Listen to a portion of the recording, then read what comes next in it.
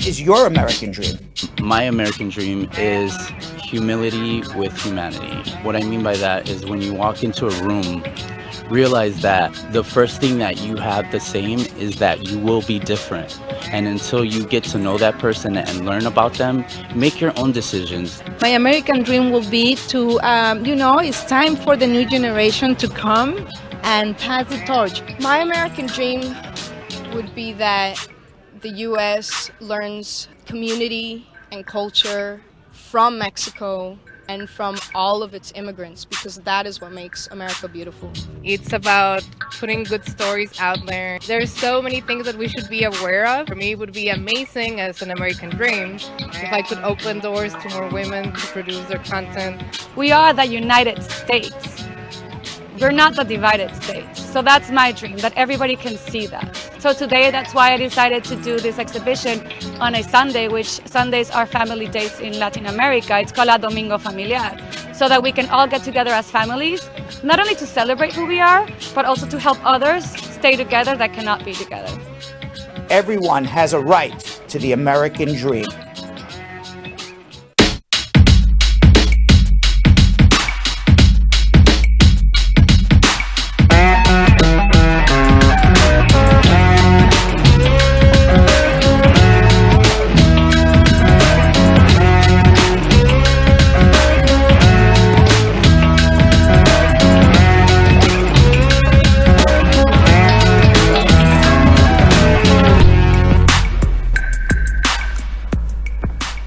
Welcome, everybody. My name is Brad Bernstein. It's Brad Show Live. I am joined, as always, somewhere out in the Ethernet, or the Internet, or the cloud, or perhaps just in apartment A and somewhere across the river in Jersey. Yonathan, Yo-Yo, Elias, Vanessa, Ness-quick, Contreras.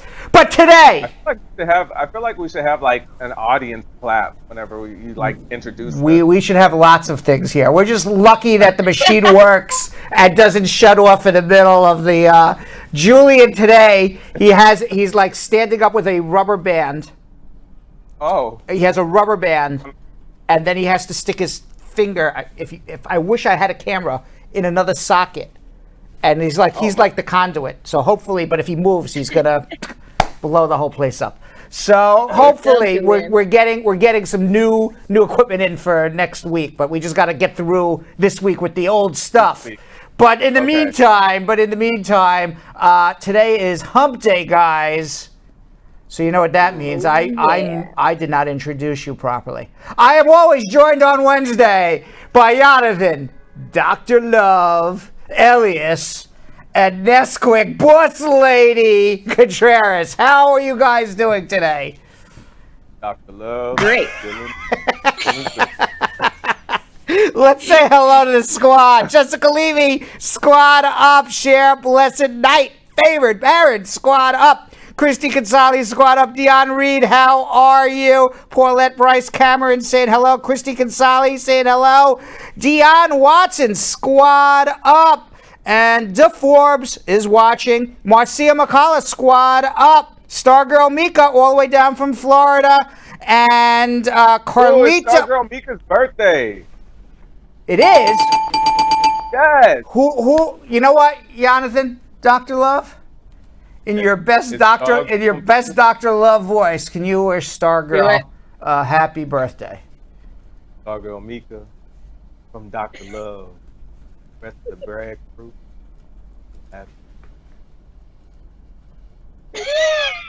That was a great birthday. By the way, I don't even get that for my birthday. Jean Love, squad up. Sexy Shan Meyer saying squad up. Michelle Morrison, squad up. Elizabeth Darby, squad up. Uncle Brad, you are 1 in a million. Thank you very much. Sharon Cuthbert saying squad up. Adriana T. Andreen Ferguson and Shirley Smith with a question we'll get to you in a little bit. But let's ask Yonathan, Dr. Love, Elias, and Boss Lady to tell everybody what they need to do while I get ready for some schmoozing. Absolutely. All right, guys. First things first, everybody on all social media, I need you guys all to join the Facebook fan page. So now you understand if you cannot get to the show at the beginning of the show and you cannot put your comments or your questions in the comment section, we cannot guarantee that you're going to get your answers, your questions answered. Now, we had somebody earlier that went onto the Brad Squad VIP page, the one that I'm telling you guys to join right now, and put their question in earlier today. They are already in front of everybody and anybody who puts their questions in during the show, because the VIP fan page, you get your VIP, privilege. If you're not a part of the VIP page, you're not going to get VIP privilege. So I need you guys to join that right now. All right, now for Facebook, sharing is caring. I need you all to share right now. This is Hump Day. You already know we're going to have some good stories to talk about. So show your friends how amazing your show is. This is our show, all right? It's not just the Brad Cruz show. This is the Brad Squad show. This is you guys are part of the host, okay? So I need you guys to share this to everybody. Feel proud of this show, all right? Let them know that we're going to go and start answering some dope immigration questions and also talk about stuff that's happening all over the world. Now, in order to share, all you have to do is click that little arrow that says share and share it to anybody's page. You can share it as an inbox. You can copy the link and you can send it as a text message blast. That's also an amazing way to share the show. All right, put all your questions in right now. If you're watching right now, throw your questions in now. You have a better chance of getting it answered. If you throw it in right now, I pretty much guarantee you're going to get it answered. But if you don't do it right now, I can't guarantee it. All right, so throw all your questions in the comment section right now. Ness-quick, what are we going to do on YouTube? On YouTube Squad, you guys should already be subscribed to our channel and make sure that you turn on the notification bell so you know when Brad show is live Monday through Friday. And of course, like Yo-Yo said, we want to hear from you guys. We love how interactive the show gets. So make sure that you leave your questions in the comment box below. We have the squad in the back choosing out the questions for our social media check-in later on. But more importantly, we need to let YouTube know that there are great things happening on this channel. In order to do that, I need you guys to subscribe and give us those thumbs up. I'm taking a look right now and there's only 19 thumbs up. We could get so much more going. That lets YouTube know that there are great things happening and it sets our engagement higher. It lets people know what is happening on the show. It'll help us grow our squad and our community so much more. You guys already know all the value and the knowledge that Brad hands us every day for free. So go ahead and share that information. Right below, you'll see an arrow that says share. Click that. It'll give you the copy to the link. Go ahead and copy that. Send it over in a text message. Send it in a WhatsApp group. Share it on Facebook. Send it in a direct message. Whatever it takes, squad, but you never know when there's someone out there that needs help with immigration, that needs a question answered, and they don't even know that the Brad Show exists and that Brad is doing the work that he's doing here. So let's spread the word out, guys, and get those thumbs up going. Of course, we are also on Instagram at Brad Show Live. Follow us there, and when you do, you can also send us your questions in our direct message there. Our squad is looking out for questions and messages from you guys there. Every now and again, you'll catch a contest, but you have to be following us on Instagram in order to be a part of that. And if you can't catch a full show, or if you're trying to share the show with a friend and you want to share one of our best snippets, you'll catch a couple of our shorter versions of the show and our best snippets of the show on Instagram. So please, friends, we cannot do this without you guys. Please, please, please share, share, share. Let people know that the show is just getting started. Later on, we will be answering immigration questions. But for now, let's get to some schmoozing with Brad. All right, so last night on ABC News, Donald Trump participated in a town hall from Pennsylvania. Why Pennsylvania? Because Pennsylvania is a swing state.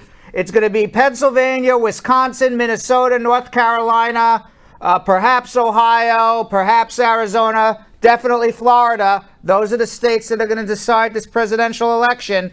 However, in this town hall, when an undecided voter asked Donald Trump how he handled the pandemic, the pumpkin responded as follows. Well, I didn't downplay it. I actually, in many ways, I upplayed it. Now, last week, recordings, right? You know, the survey says, you know, in Family Feud, the survey says, wrong. Last week, according to Bob Woodward's taped conversations with Donald Trump, this is not Bob Woodward saying Donald Trump said this. This is Donald Trump's words on a tape that Bob Woodward made while interviewing Donald Trump back in February. He said he is purposely downplaying the coronavirus. He knows it's extraordinarily dangerous. He knows it's airborne. He knows it can kill young people and old people. And this is what he knew back in February. And he was telling everybody, go about your business. Nothing to worry about here. We've got everything taken care of. And whatever you do, don't wear a mask. It's unnecessary. Trump knew all of that was completely not true. Now, also in the town hall yesterday, Flor Cruzetta, an immigrant from the Dominican Republic, she asked a very emotional question on behalf of her mother, who died from breast cancer only 10 days after becoming a United States citizen. She asked the pumpkin, why would Donald Trump keep more people like me from becoming a United States citizen? Because she became a citizen last month and she didn't have a chance to vote. Not appearing to understand the question, Trump responded about coronavirus and about a great job that he's doing with immigration. He said, we're doing something with immigration that I think is going to be very strong because we want people to come into our country, people like you. The survey says, Yo-Yo and Vanessa, he does not want anybody that looks like Flor Cruzetta to come into the country. I know that for a fact. Why? Because I am in the trenches every day fighting for people like Flor Cruzetta. And he says that I want people like your mother to come. And that just shows how vicious the COVID is. He wasn't even listening to the question. Mother didn't die of COVID. She died of cancer. Trump also claimed, he also claimed that we're going to have a vaccine for coronavirus and everything's going to be great by November. And even if, by the way, we do have a coronavirus vaccine by November, to inoculate 300 million people with a safe virus vaccine, do you know it will take us well over a year, assuming that it even works, the vaccine, and assuming that we have an amazing management system of getting it out to people. For example, you can't have people waiting on long lines inside buildings to get coronavirus because people are going to be sick with coronavirus and give it to each other. So you got to spread out the time that people come. And then, according to the vaccine that's being produced by Pfizer and Moderna, those are the two U.S. vaccines, you need 2 vaccinations 28 days apart. And in addition, the vaccine has to be kept and held in refrigerated areas that are below 0 degrees. Where are these refrigerators? They don't exist in the United States that's going to hold 300 million vials of vaccine and then produce another 300 million vials, a total of 600 million vials to inoculate 300 million people, because you need double vaccine. So even if a vaccine is available, and assuming it works, and assuming people will take it, because I know, for example, Yo-Yo will not take it. Assuming all of this, it's going to be a very long time until coronavirus is gone. So for Donald Trump to say, oh, well, it's all going to be okay in November, the only thing okay in November is when Biden wins the election. Nothing else. Yes. Meanwhile, Donald Trump, he's back on Twitter, and he got banned on Twitter. Did you see this? He played a video of Joe Biden at a political event with the NWA song "F the Police" in the background, and trying to get people in an uproar that Joe Biden basically is anti-police, he's anti-security, he wants anarchy. And apparently that was an absolute fake video. Yet Donald Trump, the president of the United States, who knows it was a fake video, shared it to his 50 million followers. As a result of... I'm sorry, go ahead. That's not against the law. Like, Like when, what did it say? A defamation of character or something like that? It is, except you have a much higher standard for defamation of character in politics because Biden is not a private person. He's a political candidate for president of the United States. So he has a platform and the ability to stand up and say, that's not true what you're saying. Versus if it was private citizen, let's say, not even me, because I have a platform, I have this show, maybe not as big a platform as Biden, but let's say it was private citizen. Let's say it's Mama Yo-Yo. Mama Yo-Yo, who has no platform as a private citizen. If Donald Trump starts making videos of Mama Yo-Yo saying F the police, when that's not true and that's not what she stands for and she's a private citizen, then she would have a much stronger case for libel and slander, but not in this particular situation, not as somebody running for president of the United States of America. So as a result of all of this, and we actually kicked it around a little bit, but we decided to go on the air today. But Kim Kardashian, Mark Ruffalo, Leonardo DiCaprio, and many other celebrities are taking a 24-hour break from Facebook and Instagram as a result of these fake news stories.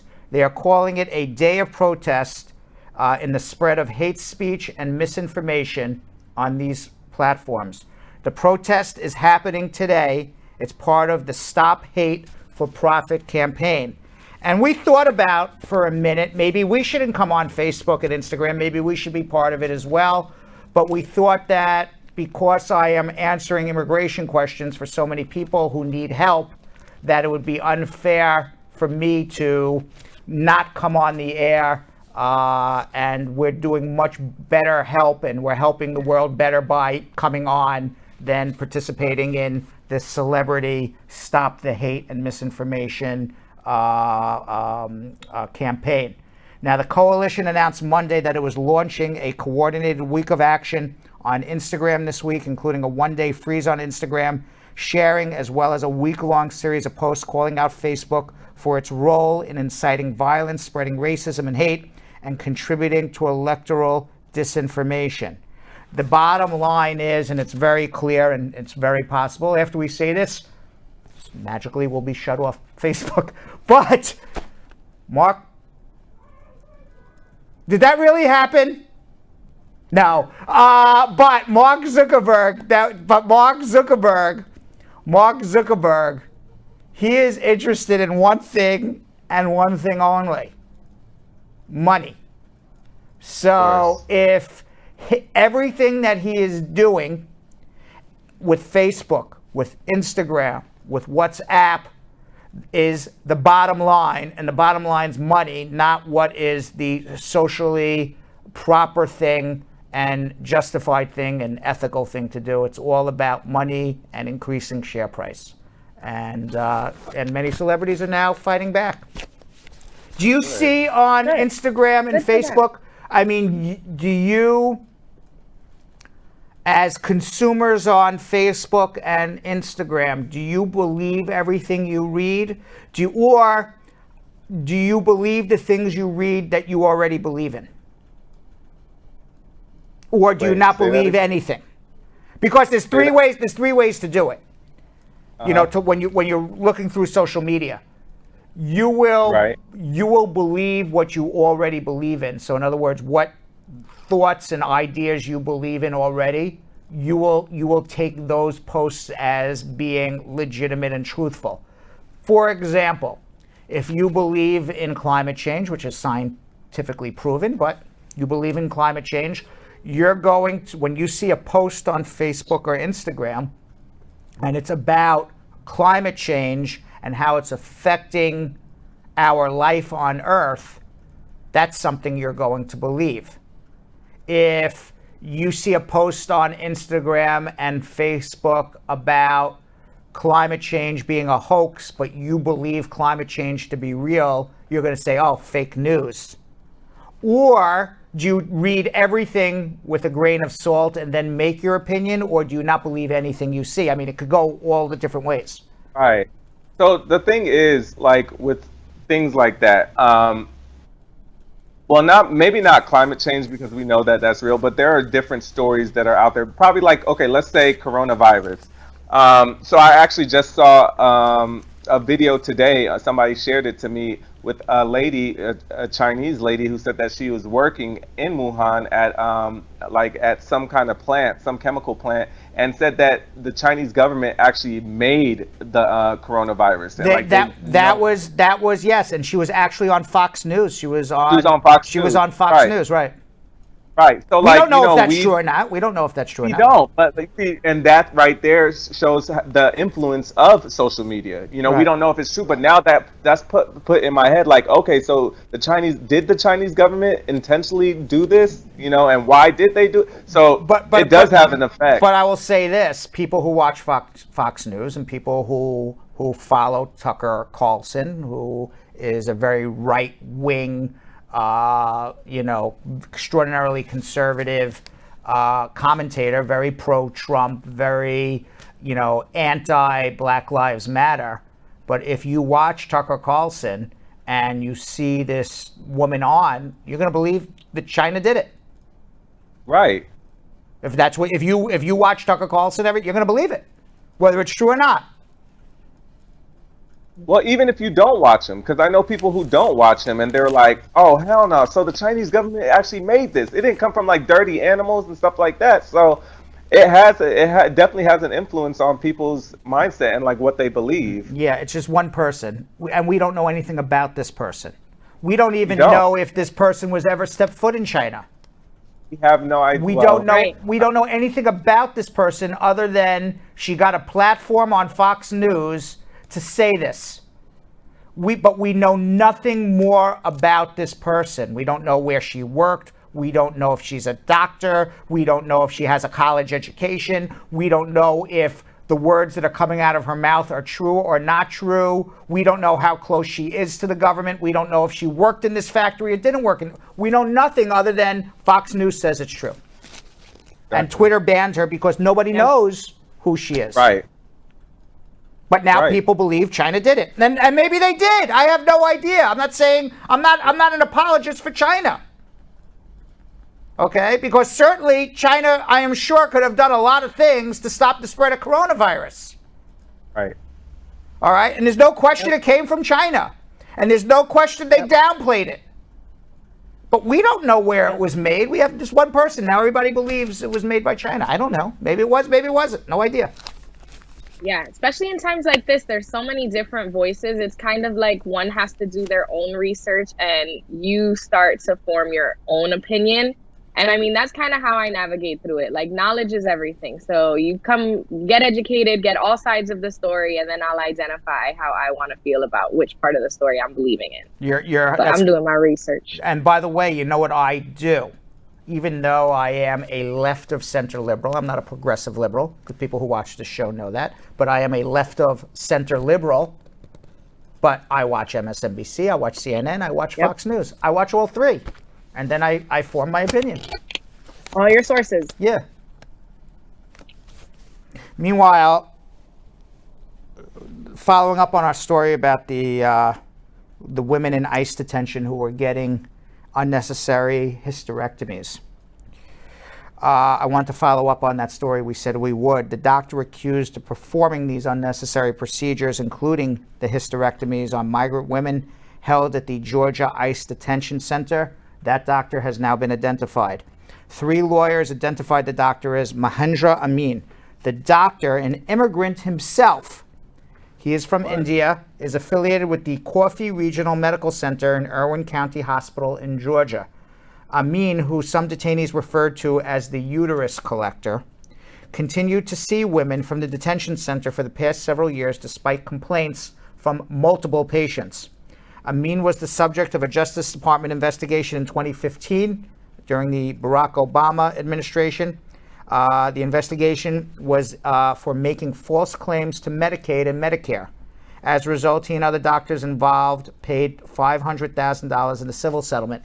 By the way, false claims to Medicaid and Medicare means that basically he was billing Medicaid and Medicare for procedures that never happened.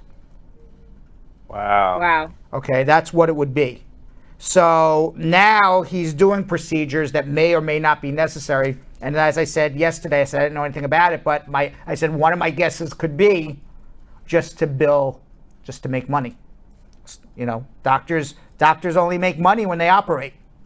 You know, you never go to a doctor and the doctor says, "Nah, you don't need an operation." Every time you go to a doctor, it's always, "Yeah, of course you need an operation," because they make money from operating. Exactly. You go to a surgeon, the surgeon is going to always say operate. Now, lawyers identified the doctor after a whistleblower complaint to the Inspector General for the Department of Homeland Security was filed by Dawn Wooden, who worked as a nurse inside the facility. There she is. She's the whistleblower. Wooden was demoted in July from a full-time nurse to an as-needed nurse after missing work because she had coronavirus. She said she believes the demotion was in retaliation for raising coronavirus protocol concerns. She also said there was not enough active testing for the immigrant detainees. Elizabeth Matherin, a lawyer who represented several women who saw Dr. Amin, said she brought their complaints to managers of the detention facility. 2 to 3 years ago, this is what the lawyer says, I had a face-to-face conversation with someone in management. I was so disturbed, I begged her to get my client treatment with a different doctor. I told her I had heard from multiple people that he was rough. They were scared of him. They didn't understand what he was going to do.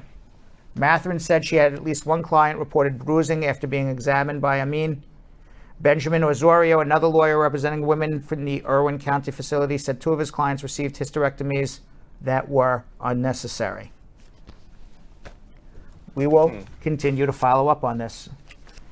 Yeah. We will continue to follow up on this. Finally, another lawyer, Sarah Owings, said of other detainees who were perhaps medically abused by this doctor, said, I don't think this is necessarily a systemic sterilization by ICE. I think this is the kind of thing that is allowed to flourish in the course of poor oversight and terrible, inhumane conditions. Horrible. Yes. The Democrats are demanding a investigation into all of these allegations, and of course, we will follow up on all of this. Did you see, by the way, talking about vaccinations for coronavirus, Dr. Robert Redfield, he is the head of the Centers for Disease Control and Prevention. He said that when this vaccination comes out that we talked about, it should give about 7 out of 10 people immunity from COVID. 3 out of 10 people may still catch COVID despite the fact that they got the vaccination. So even if you get a vaccination, you only have a 7 in 10 chance of being prevented from getting coronavirus. That, by the way, is the same chance of getting coronavirus if you just wear a mask when you leave your house. Damn. Yep. According to the Centers for Disease Control, if you wear a regular surgical mask, you know those blue masks, Yo-Yo and Vanessa? Yeah. And you move around outside, you have a 70% chance of not getting coronavirus and a 30% chance of getting it. Same exact odds if you get the vaccination and walk around without a mask. If you walk around with the N95, by the way, these are the statistics from a clinical professor in epidemiology. I want to make it clear where I'm getting these statistics at the Colorado School of Public Health. So this is a scientific professor of epidemiology at Colorado School of Public Health. If you wear the N95, that's the thing that, you know, like the construction and the sanders work, you know, when you're sanding, and that's a 95% chance of not getting it. But if you wear a cloth mask, you put something over your mouth. Sometimes people put a gaiter over their mouth and nose. Sometimes they put some cloth over their mouth, a bandana over their mouth. You're only reducing your chance of getting coronavirus by 2%. All right. Yeah. So, See, and I navigate through both. Sometimes I wear the cloth one. Sometimes I wear the. So cloth does nothing, according to Mei Chu, who's the clinical professor in epidemiology at the Colorado School of Public Health. Cloth does absolutely nothing. Okay, you might as well drink out of every water fountain you see. Noted. A surgical mask, you know, those blue surgical masks. Yeah. That's going to reduce your chances of getting coronavirus by 70%. That is the same odds as if you're going to take the vaccination that will come out in the next couple of months. So wear a mask, take a vaccination, you have the same odds. Wear a surgical mask. Who's getting the vaccination? Well, they're going to have it for free for everybody. We'll see who gets it. I'm saying from y'all two.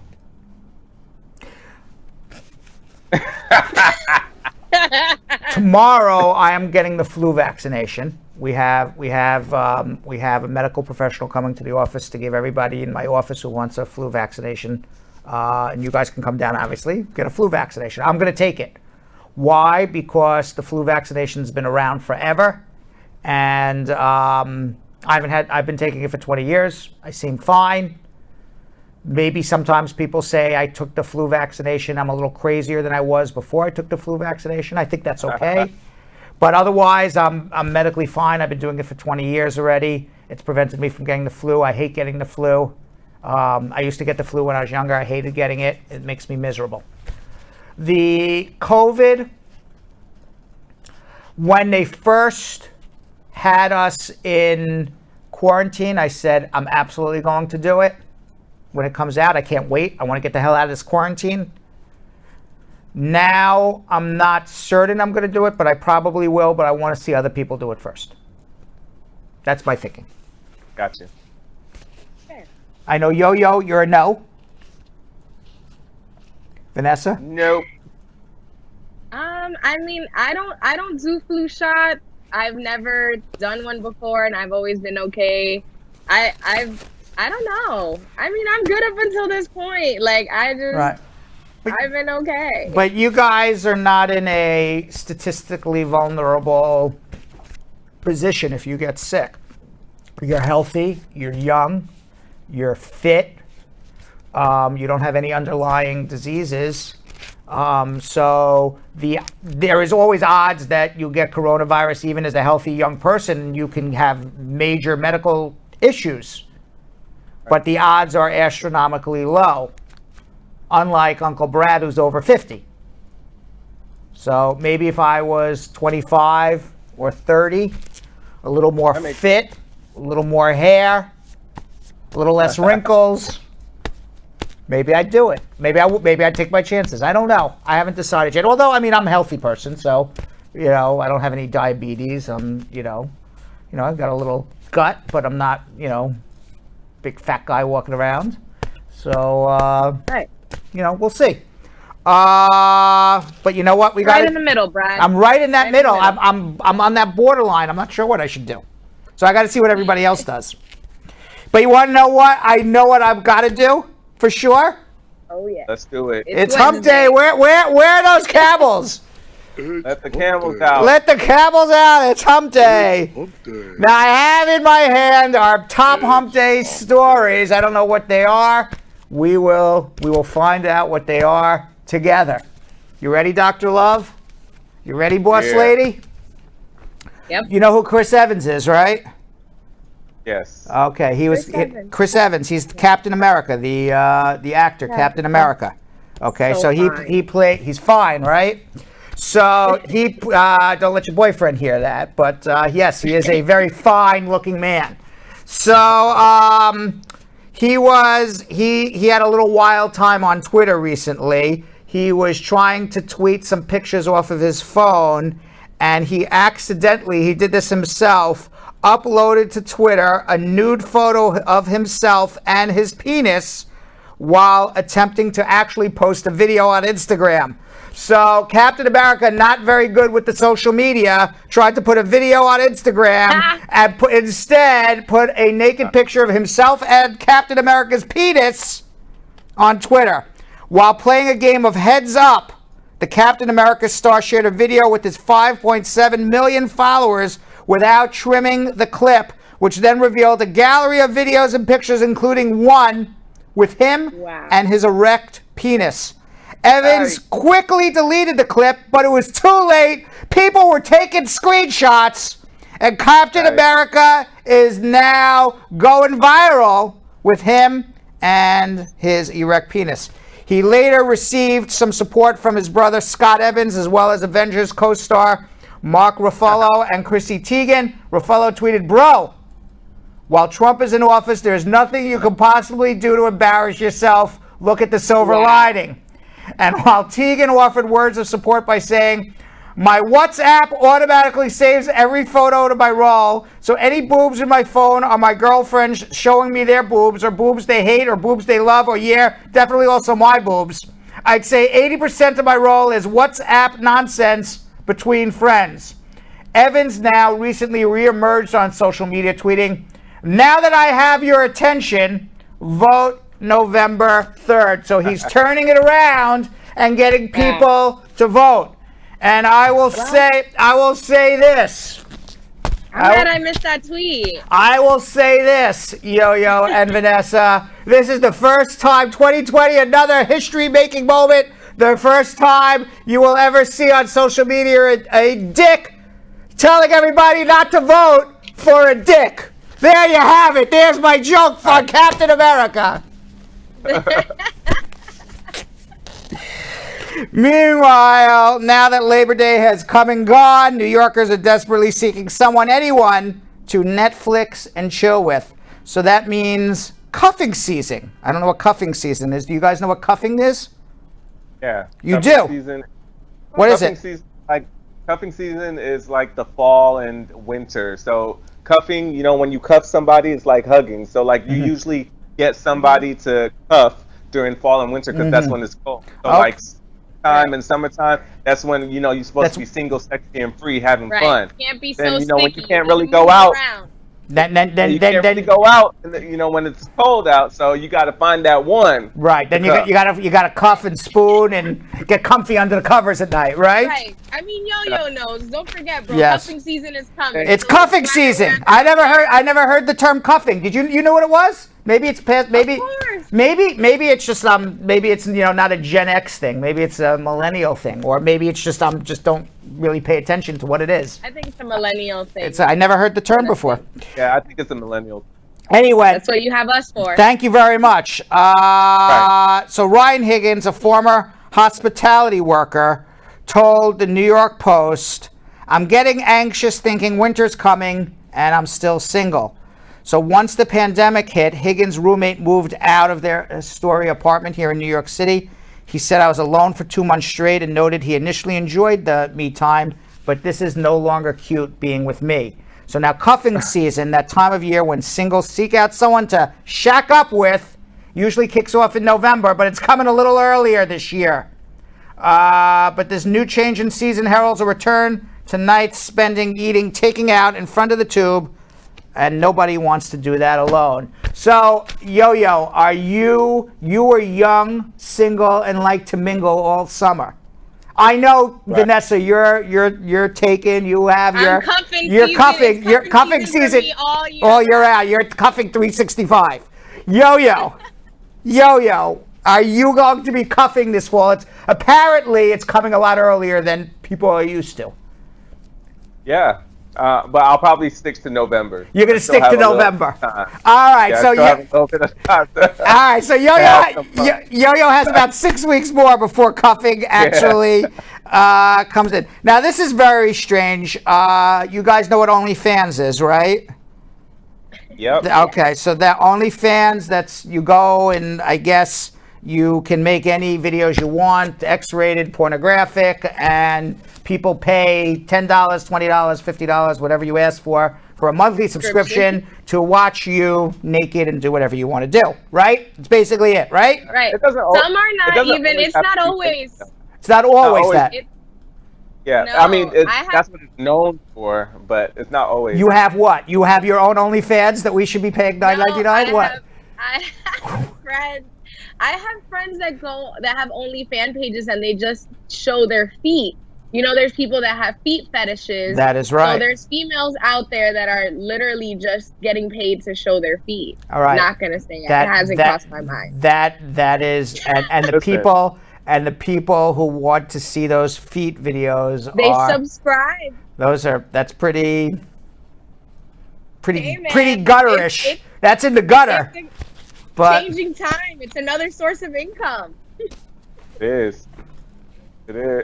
have you thought of posing at your feet? I take it that's not your thing. Have you thought of putting your feet for sale? Your feet for sale? You thought about it. You thought about it. Well, here, let me I have too. So listen, don't worry. You thought about getting your feet for sale too? Hell yeah. Anything for a buck. Anything. Well, let me tell you what this woman's doing. Okay? She's not giving her feet. And by the way, this woman is making $10K a month. Okay? She's making $10K a month, and she is making puppy videos. She walks around on her hands and knees as if she's a puppy. Eats out of a dog bowl. And people pay money to watch this. After 18 months of posting vanilla content on the fan subscription platform, this Austin, Texas resident realized her longtime fetish for acting like a dog is a lot more lucrative. She told The Mirror, which is a London-based newspaper, "I've always acted like a puppy, but not in a sexual way. I used to pretend I was a puppy when I was growing up, but looking back now, it's always been there. I just didn't know there was a scene for it. I just thought it was my own personality." So she met two men. This all started when she met two men who opened her eyes to the fact that her fetish was an entire subculture of men who will pay money to watch a woman act like a puppy. "It's insane," she told the outlet. "I never thought my weird dog kink would be looked at by a broad audience or that so many people would like or care about it. It still blows my mind." Have you ever heard of such a thing? Puppy porn? Wow. Puppy porn? People acting like puppies? I've heard of so many different fetishes, but it might be a first. Out of a dog bowl? Full character, though. All right. Well, People have to get their subscription worth. All right. Well, I don't have time to do all of the hump day. We have 3 more stories. I'm going to let you pick top, middle, or bottom. Which one do you want me to do? Ness-quick. Which one do you want me to do? Top, middle, or bottom? The middle one. Middle. All right. A viral video shows the brutal moment. Oh God. This really basically ends hump day for 2020 right here. This hurts. Yo. A viral video shows the brutal moment a Massachusetts dad fired a canister of blue powder straight at his crotch during a gender reveal party. Apparently, his girlfriend or wife was having a baby, but guess what? It's the only baby they're ever going to have after this. Footage shared by The Sun shows Tom Cressati kneeling over in pain during the August 30th bash. He and his wife, Kristen, each set off a flare to let family and friends know the gender of their second child. But while Kristen's flare sent blue powder flying in the air, indicating she was expecting a boy, Tom hit himself right in the family jewels. Tom yelled at his wife, "You gave it to me the wrong way!" Of course, it's always the wife's fault, right? He's the idiot. Why don't you look? Now Kristen joked to The Sun, "Apparently this is my fault too." She added, "Tom was shocked when we were holding them the incorrect way. When used correctly, the powder should be dispersed 20 to 30 feet into the air. Since Tom's cannon was unknowingly pointing right at his genitals, he was blasted in the family jewels." And by the way, it's a boy. It's a boy. It is a boy. And, it was a boy. And by the way, as the wife yelled out, "It's a boy," Tom yelled this out, "It's a boy." He yelled out, "It's a boy. It's a boy." And this is how he'll be talking Mickey for a Mouse little bit. voice. Right, his Mickey Mouse voice. All right, we got to get into some immigration questions. Before we do, I think everyone thinks hump day. I'm not answering immigration questions. We have a lot of open lines, so you can call. We'll get your immigration questions answered right now. Call 1-800-529-5465. Definitely have some room open right now. Usually we don't. Lucky date today for you. If you want to call us, 1-800-529-5465. Yo-Yo and Vanessa, while I get ready to answer immigration questions, tell everybody what they also need to do. Absolutely. All right, everybody on Facebook, you already know what time it is. It's time to start your watch parties. All right, all you have to do is click on share, then it'll say other options, then watch party, and then just say start. Host your watch parties. It takes the video from our page to your page. You are the host. You have to make sure you let everybody know what this show is about. Tell them if they have any immigration questions to ask questions, but not in your actual watch party. Tell them to ask the questions in the actual page on the Brad Show Live page, all right? So make sure you guys start your watch parties. Make sure you also tell them to come in and you introduce them into the comments. If you guys introduce your people that are coming into your watch parties, we will give you a shout out because that shows that you're doing what you need to be doing to get this show out. All right, of course, sharing is also caring, so still share. You could still share the show. This is the best part because it's the meat and potatoes of the show. This is why we do the show.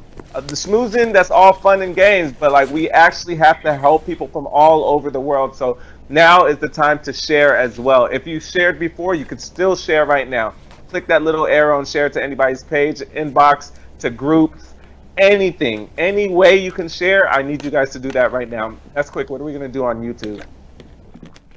On YouTube, Brad Squad, you should already be subscribed to our channel and make sure that you turn on the notification bell so you know when we are live Monday through Friday. Like Yo-Yo said, this is what you guys have been waiting for. If you haven't called in, like Brad said, the lines are open. Get on there and let friends know that the show is happening right now and that they have a chance to get their immigration question answered live. Now's the time. So right below, you'll find the share arrow. Click that. It'll give you a link. Copy that link. Share it in a text message. Share it on a WhatsApp group. Share it in your direct messages. If you have other cultural groups, share the link there. Let them know that Brad is eagerly waiting for you guys to ask your immigration questions, for him to answer them. Of course, I want to see some more thumbs up. That lets YouTube know that we're doing great work here. There's over 100 viewers and only 40 thumbs up. Come on, squad. We can give so much more than that. That lets YouTube know that there are great things happening here, and it helps our community grow. It grows our engagement, and it really gets the word out there. Of course, we are on Instagram at Brad Show Live, so make sure that you follow us there. We also have the best snippets of our show there. Every now and again, there is a contest, but you need to be following us at Brad Show Live. Slide into our direct messages, ask some questions there. We can get them in at the social media check-in. But for sure, you want to share that the time is now to tune into the Brad Show. We are answering your immigration questions, and you never know when there's someone that you know that has the same question or even any immigration question, and they don't even know that they could have it answered for free. So without further ado, let's get to answering your immigration questions. All right, let's go to Kevin in Atlanta. Kevin, how are you? Kevin, how are you? Yeah, I'm doing good. How you doing? Good, good. What can I do to help you? Yeah, I have a quick question. So, if I've been a victim of an abusive relationship and married to a US you citizen, turn down whatever you have in the background because I don't hear what you're saying. Oh, it's actually your show. Oh, okay, yeah, okay. All right. Yeah, so I said if I've been a victim of an abusive relationship and I'm married to a US citizen, I'm trying to apply for the VAWA, apply for VAWA application, but I've already applied for the I-45. So I've seen your previous video. You said that you can just apply for the VAWA and then inform the USCIS that they can transfer your I-45 to a VAWA case. Correct. But now my question is, with the I-130, if the I-130 is pending, because we don't know if it's pending or not. So if it's pending, can you still transfer your let them know that you want the I-45? So what you're going to do two things, okay? Number one, you're going to file your I-360. You're going to write USCIS when you get the receipt notice back on the I-360 that you have this I-45 with the I-130 that you filed a VAWA, you're going to notify them and to ask them to keep your adjustment open while the VAWA is pending. That way your ex-wife, if she goes to withdraw the I-130, the I-45 is not withdrawn as well. In other words, what happens is this, a lot of times when you're in abusive relationships.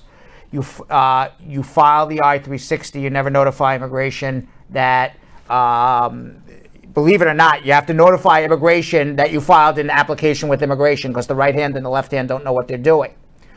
But your adjustment application right now is only pending because it's attached to an I-130 visa petition.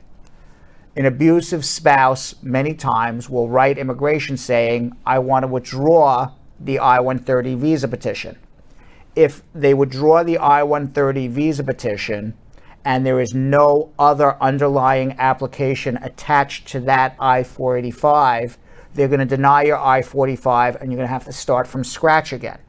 So what you want to do is after you file the I-360 is write immigration and say, please attach this I-360 to my pending I-485. I have left my relationship with my spouse because of abuse, and please join this I-360 and I-45 together. That way, if your ex-wife or current wife writes immigration to withdraw the I-130, there's still another application that's attached to that I-45. And then what's going to happen is, many times, you're going to get an interview for your adjustment of status, and you're going to go in, and the I-360 is still pending. You're going to walk in to that interview. You still have to prove it was a bona fide marriage with your spouse. You have to still prove the abuse, because they're going to interview you about it, and then you're going to bring in that receipt for the I-360, and then immigration will hold the case open again pending approval of the I-360. Okay, I see. But so, and for the current EAD card and the those are good. They're all good because it's based on a pending adjustment application. So you're going to keep the same adjustment. You can absolutely use it. Okay, because I've renewed because it's expiring in a couple months. Yep. Next month you can renew it, and so it's still good. Okay. All right. All right. Sounds okay. Good. Thank you. All right. Let's go to Nav in San Francisco. Nav. Hi, Brad. How are you? How are you doing? Good. How are you? I am doing good. Good. No questions, Brad. Just wanted to share some good news. What's the good news? I got the notification for my and my family that the new cards have been produced. Great. I have been taking your advice for almost a year now. Wonderful. Since I was stuck in the retrogression, so I thought I'd share a good news. Congratulations, Nav. Congratulations. You not only call for advice, but when the advice is good, you call back to thank me. So I appreciate that. Appreciate it. Exactly. Good luck. It was really great. Thank you. Thanks a lot, Brad. My pleasure. Yes. Thank you, Nav. Appreciate it. All right. Let's go to Rose in Stanford. Rose. Hi, Brad. Hi. How are you? So I'm the daughter of a U.S. citizen. My mother, I'm now filling out the DS-260 form. And I see questions where they're asking if my U.S. visa was ever canceled or revoked, or if I've ever been refused a U.S. visa. Your mother is filing for you? Yeah, and I'm above 21 years old. And you're in Connecticut. Just for visiting, but I live in Jamaica. I don't hear you. I don't hear you now. What'd you say? I live in Jamaica. Oh, you live in Jamaica. You're in Jamaica. I'm just here visiting at the moment. Okay, fine. All right. So your question is what? Yeah. By the way, is your priority date current? Not yet. All right. Not yet current. It's February 2015. February 2015. And you're single. Let's just look quickly. Let's just look quickly. USA visa. Yes, I'm single. Bulletin. Let's just look quickly. Because if it's current, you can stay here and get everything done here. Let's see where they're at. Yeah, but my thing is, she petitioned for me before, and that petition, I think it was revoked. So I'm not sure how to answer the question about if my U.S. visa has ever been canceled or revoked, or if I've ever been refused a U.S. visa. If I should answer yes or no on the DS-260 form. Well, you have to tell the truth, but I think I don't know your history of why it was revoked and what happened, and why I asked if your priority date is current, because right now they're not giving green cards in Jamaica for children over 21 of U.S. citizens because of Trump's proclamation. So if you're here in the U.S. and the priority date becomes current, they're up to June 8th, 2015, you're better off to adjust your status here. Now, how to answer that particular question, I can't tell you. I would have to know your entire history. But obviously you need to tell the truth because you don't want to lie, but I think you need a consultation. So hold on one second, all right? Let's go to Sammy in Brooklyn. Sammy. Yeah, hi, Brad. How are you? I'm good, thank you. You hear me? I do. So I have two questions. I moved to the state back in 2002 with the 10-year green card. Where are you from? From Algeria. Okay.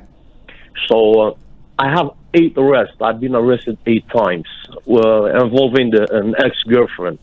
So in 2008 and 2009, I pled guilty for 2 harassments in New York, 240, 26.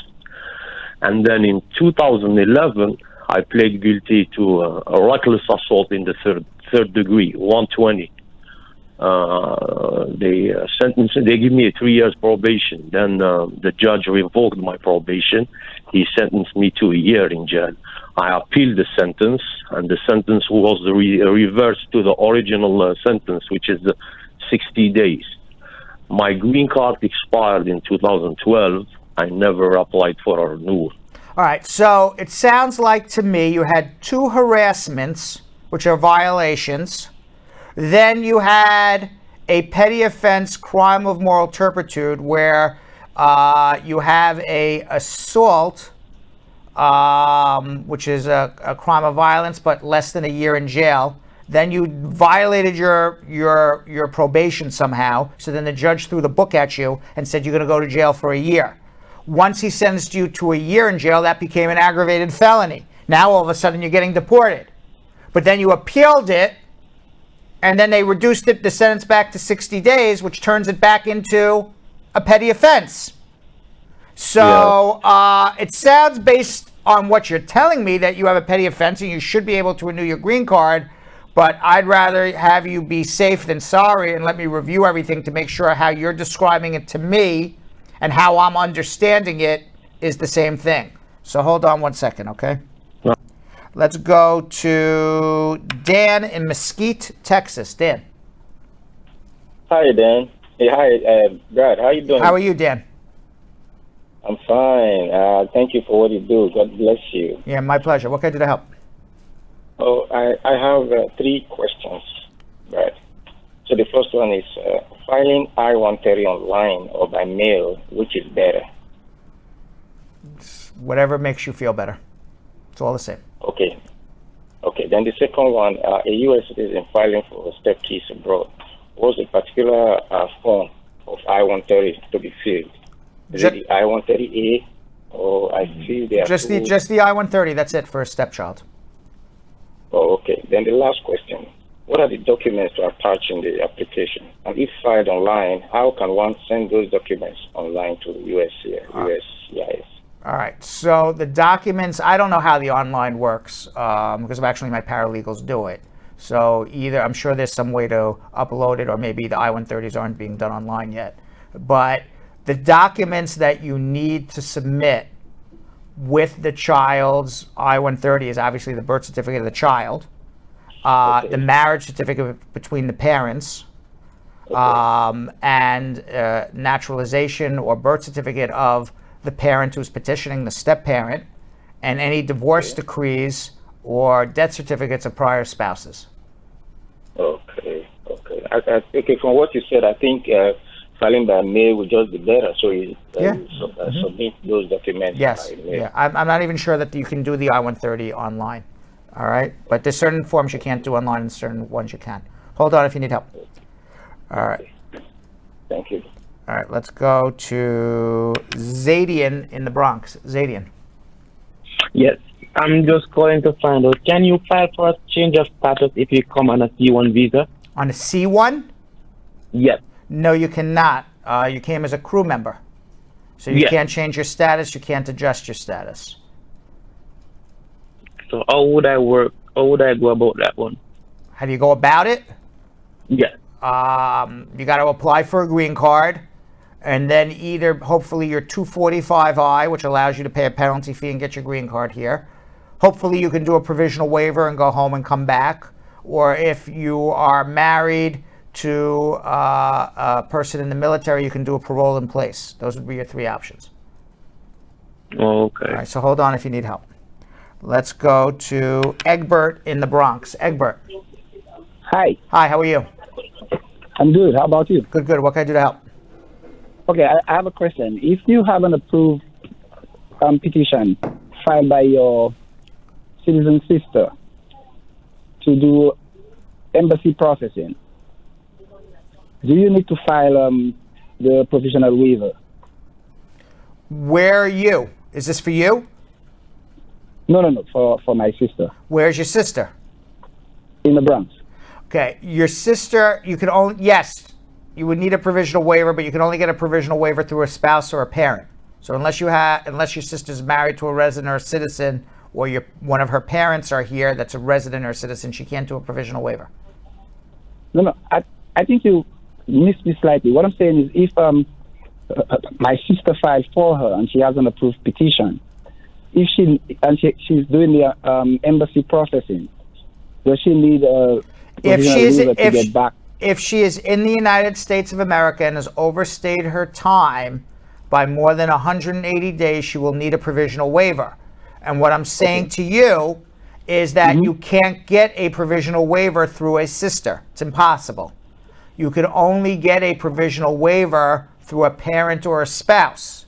So in this particular case, you could complete the sister-to-sister filing, but you would have to have a spouse or a parent that's legal of the beneficiary sister, the one getting a green card, to do the provisional waiver. You would need both relationships in order to get it done. Okay. Other than that, she has to spend some time down in the Caribbean, right? A decade. Wow. All right. I think before she leaves or does anything, she should make an appointment. Hold on. Let's go to Nick in Chicago. Nick. Hi, Brad. How are you? Thank you for your show. My pleasure. I have a question. I'm a U.S. citizen and I got married with my wife in 2018, November. In 2019, we stand for the benefits. And we had a very good interview in 2019, August, and we're waiting. And we're waiting right now. We're making inquiries, and right now we got a strange answer to an inquiry saying that she's on security checks and they cannot give they don't have a statute of limitations, and is in a way like we can wait 20 years. Did everything go well on your interview? Absolutely well, yeah. Okay, and you're in a bona fide marriage. Everything's good. Where's she from? Yeah, my wife had two previous marriages before, so there was not. They were waiting, and the second one was with VAWA, and I don't know if that would be the legit security It's possible, check. and anything is possible. When was your interview?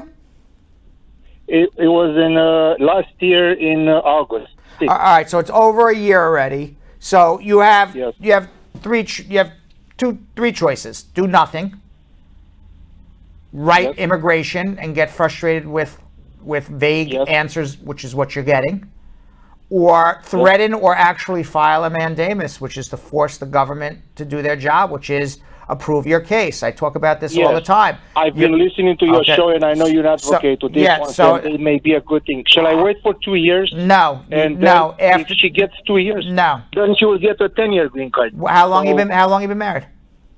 So I've been married from November 3rd, 2018. So I think even if we do a mandamus, by the time it'll be done, it'll be 90 days. You'll be past the 2-year point, even if we start now. Oh, okay. All right. So if now's the time to do it. Okay. All right. So hold that's on. the only way. But do they it's the only way.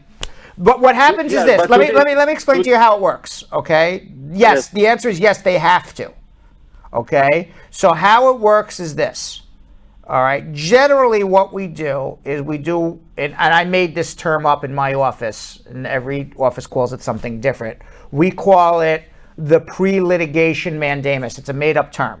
What that basically means is what we do is we put together an entire litigation, summons, complaint, the entire complaint to be filed in court with affidavits of what happens and everything. And we put a whole package together. Here's the lawsuit. All we have to do is pay $350 in federal court, and the case gets filed. We send it. What? Let me. Yes. Nope. Yes. Sorry. I'm going to give you. All right. We send it to the head of the litigation unit or the head of the immigration office in your particular town in Chicago. We'll send it to that person. Yes. And we'll say, listen, we're giving you one chance. Schedule this person for a final interview. Give them a green card, or we'll see you in court.